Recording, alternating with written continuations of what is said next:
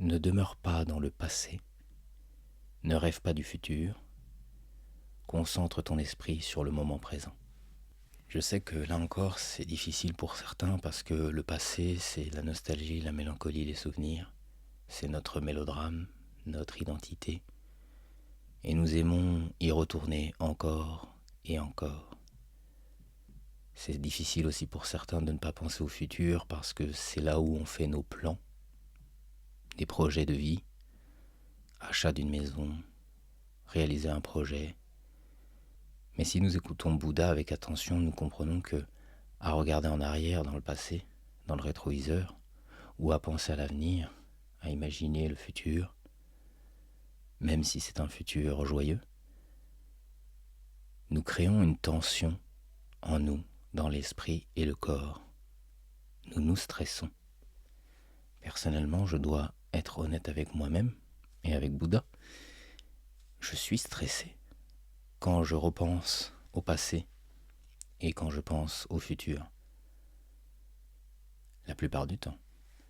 Et même si j'ai des souvenirs joyeux, je ressens de la nostalgie.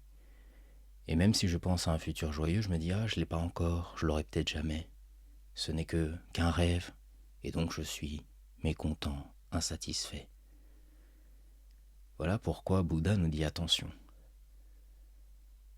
N'allons pas dans le passé, n'allons pas dans le futur, concentrons-nous sur le présent.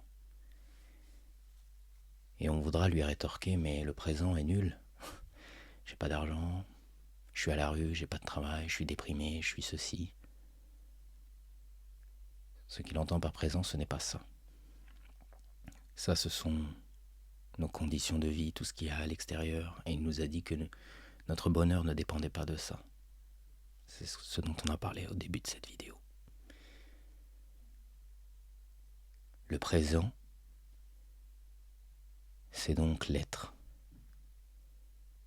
L'instant T, le temps n'existe plus, l'espace non plus. Ça devient un peu théorique et compliqué pour certains, ce que je comprends parce que ça l'est aussi un peu pour moi, encore que de moins en moins.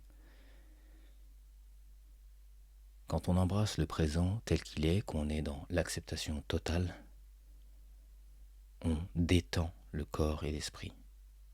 On s'apaise considérablement, puisque nous n'avons pas juxtaposé une volonté, une vue d'esprit, eh bien nous ne sommes pas en conflit avec le présent.